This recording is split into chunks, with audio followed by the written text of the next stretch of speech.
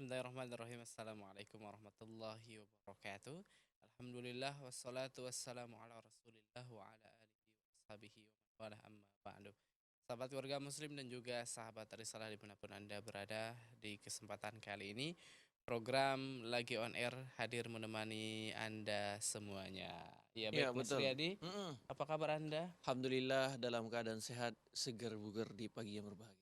Alhamdulillah, Alhamdulillah. Masya Fatur Rahman Allah. bagaimana? Alhamdulillah segar bugar juga. Alhamdulillah ya, Kayak insyaallah. ikan baru turun dari kapal ya, Insyaallah segar ya. bugar ya.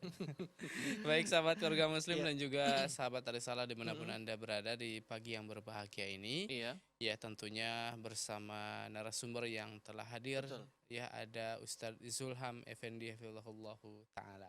Sapa terlebih dahulu Ya, Fatur.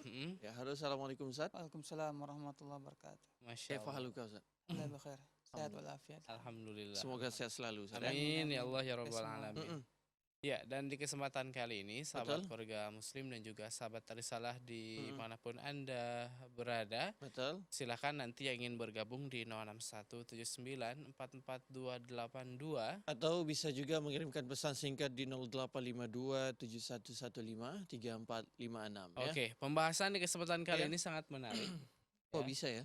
karena saling tarik menarik. Wih, tarik menarik wah. Karena ada Mhm, dua kubu dua yang kubu berbeda. yang saling bertentangan. Itu bisa jadi. Ada Iya. juga yang tentunya akur juga ya. Ini Hmm. masalah menantu dan mertua. Mertua, insyaallah. Soalnya saya belum jadi menantu dan belum punya Belum mertua. punya mertua gitu. Jadi Apalagi belum tahu mertua ya. ya. Mm-mm. Iya. Kalau Iya, saya belum baru tahu. satu mertuanya. Iya, bisa itu nambah lagi itu. Masih ada slot.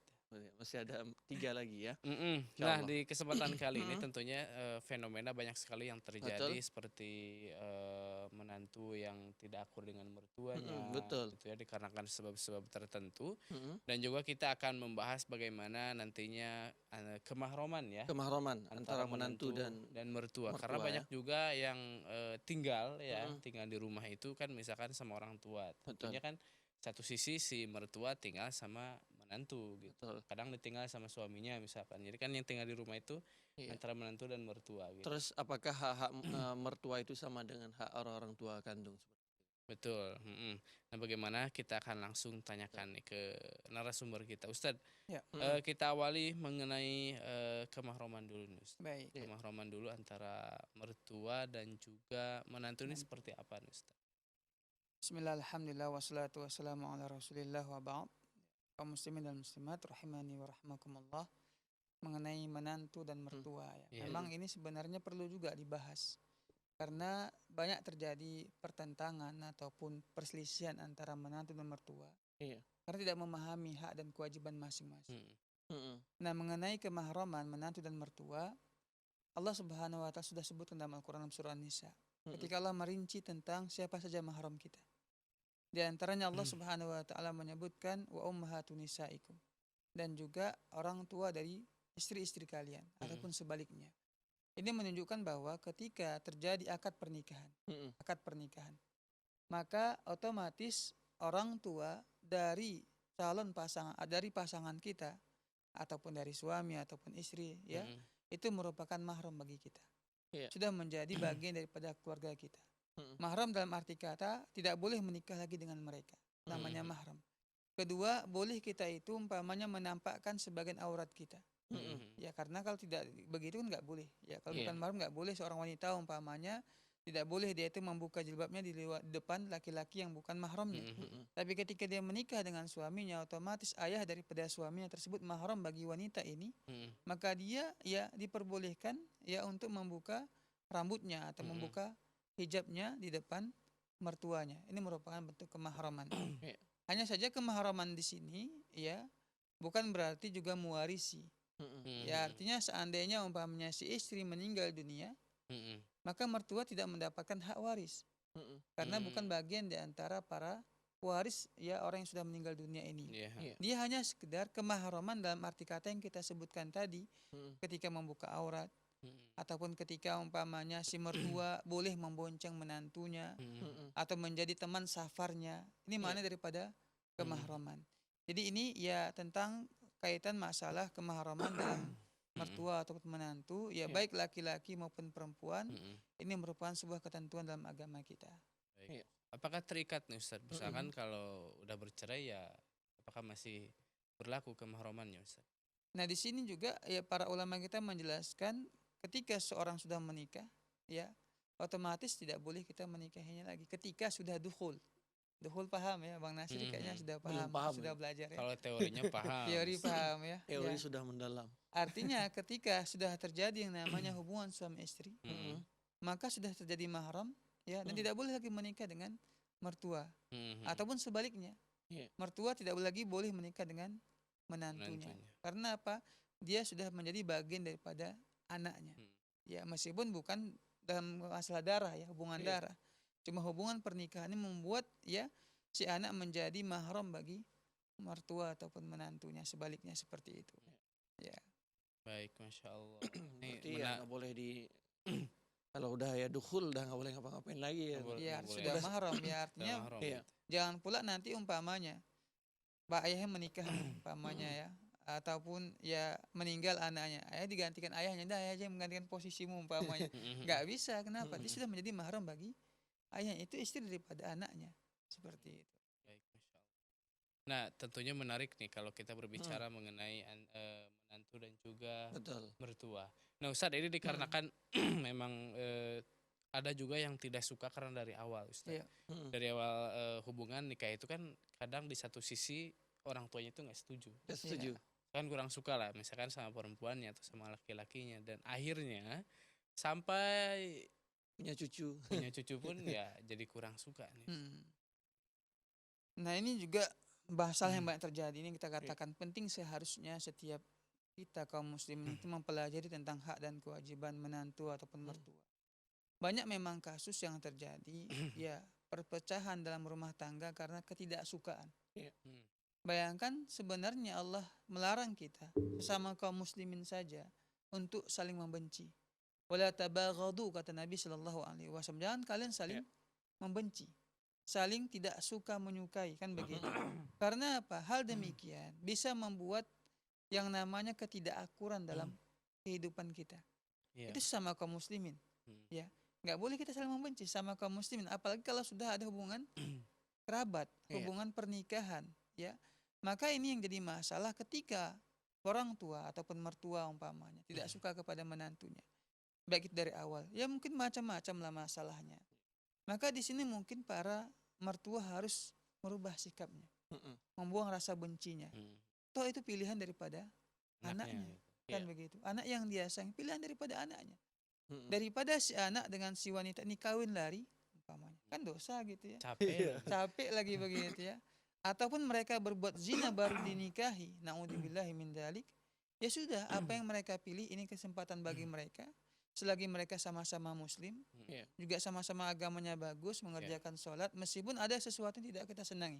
Mm-mm. Mhm. Contoh umpamanya wanita ini kurang menarik atau kurang cantik menurut mertua. Contoh Mhm. umpamanya. Iya. Atau kadang begini juga jadi masalah. Ini dari suku fulan umpamanya. Mhm. Ada yang begitu mertua. Ya, betul. Beda suku Beda ya. suku, karena sukunya beda, akhirnya apa? Rasa kebencian itu pun tidak bisa dipungkiri. Mm-mm. Tidak Dia nggak hilang suka, gitu iya, karena memang sudah ada paradigma atau tertanam dalam dirinya kalau suku ini nggak bagus umpamanya. Mhm. Mm. Ini nggak boleh sebenarnya. Karena Allah menjadikan kita bersuku-suku untuk saling berkenalan. Iya. Mhm. Ketika umpamanya kita lihat suku fulan, ada orang yang bersuku fulan umpamanya tidak bagus, bukan sukunya tidak bagus apa, tapi dia Pribadi Orangnya orang. gitu ya. pribadinya begitu. Kenapa? Karena itulah sebuah apa namanya, nggak bisa kita universalkan ataupun generalkan. Mhm. Ya. Ketika umpamanya ada orang yang jahat tidak bagus yang pernah kita jumpai, tapi karena dia sukunya ini, akhirnya apa? Oh, berarti semua suku ini nggak bagus, nggak boleh. Mhm. Ya, itu oknum saja. Iya. Itu oknum. Nah, ini terkadang ada penyebab juga. Sebagian Iya. mertua tidak suka kepada menantunya karena suku. Ya. Nah, yang begini harus dibuang oleh si mertua. Mm-mm. Begitu. Jadi sehingga rumah tangga anaknya itu bagus. Dan dia pun tidak akan ikut campur ketika terjadi selisih di antara menantunya dengan Mhm. anaknya. Karena yang namanya sebuah kebencian kalau sudah ada dalam diri kita, apapun yang dibuat oleh orang yang kita benci itu semuanya salah. Mhm. Kebaikan yang dilakukan kepada kita pun sudah salah. Salah. Begitu. Karena apa? Sudah ada kebencian. Sebaliknya, seharusnya seorang mertua itu menanamkan rasa suka dan cinta kepada menantunya. Dia anggap menantunya seperti anaknya sendiri.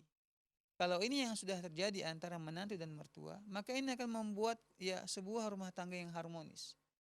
Keharmonisan antara orang tua ya dengan anaknya ataupun mertua dengan menantunya. Ini yang harus ya memang diperhatikan oleh para mertua. Karena memang begini, apalagi kalau menantunya perempuan ya, menantunya perempuan. Karena kalau menantunya laki-laki biasanya segan. Meskipun dia marah atau apa, tapi dia segan. Tapi kalau menantunya perempuan ini biasa jadi masalah. Kenapa? Si ibu terkhusus merasa cemburu dia kepada menantunya. Memang laki-laki ini selalu dicemburui memang. Ya, selalu diperebutkan. Bukan hanya antara wanita untuk menjadi suami saja. Antara mertua, orang tua si ibu dengan si menantunya, terkadang terjadi kecemburuan.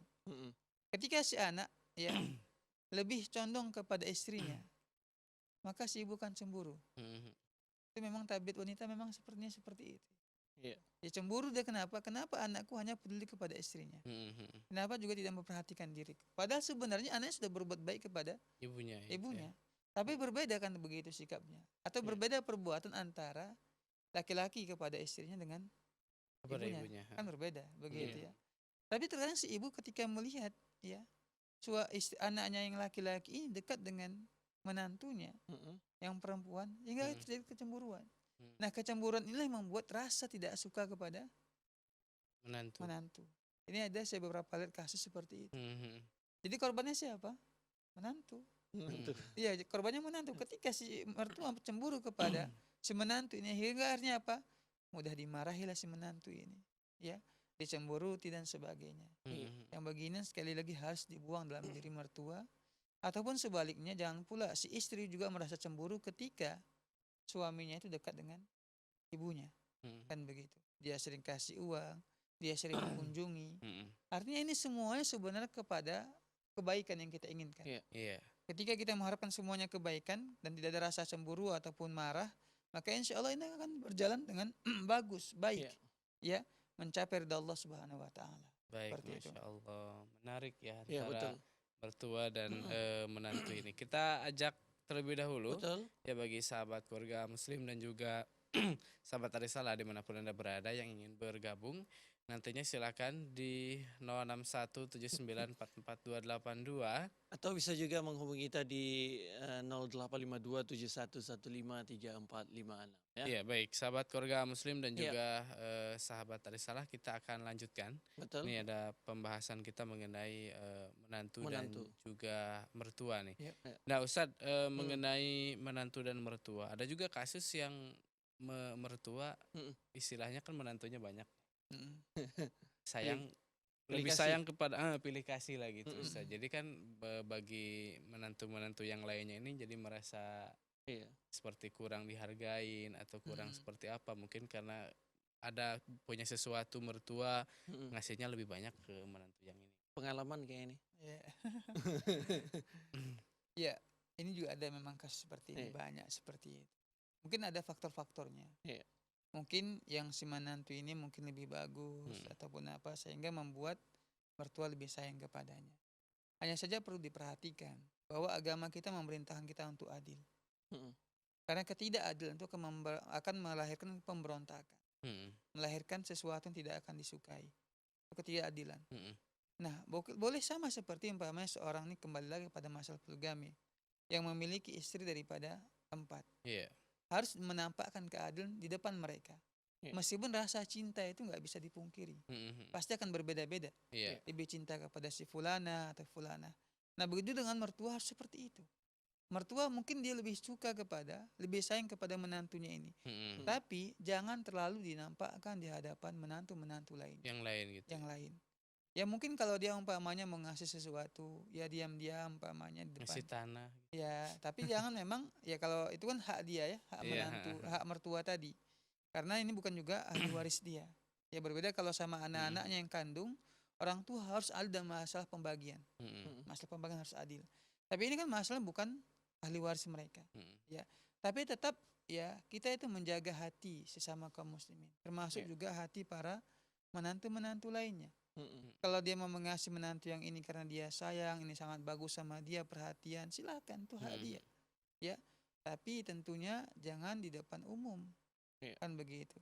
Terkadang kan ada mertua yang seperti itu, ingin mengangek-ngangekkan kalau bahasa Medannya, angek ataupun membuat cemburu. Yang menantu-menantu lain ini nggak bagus.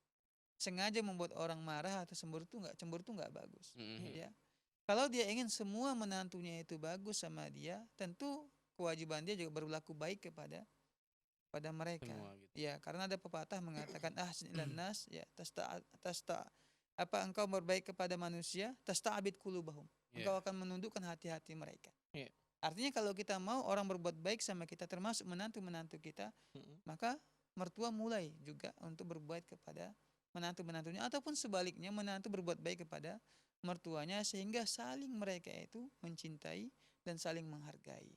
Baik, itu. Masya Allah. Ustaz, Masya kita Allah. tahan dulu. Iya. Oke, Nasri, sebelum kita jeda, kita ajak nantinya bagi sahabat keluarga muslim yang ingin bergabung, silakan di 061 7944 282. Atau bisa juga menghubungi kita di 061 0852 7115 345. Masya Allah. Jangan kemana-mana, tetap dalam program Lagi On on Air. air.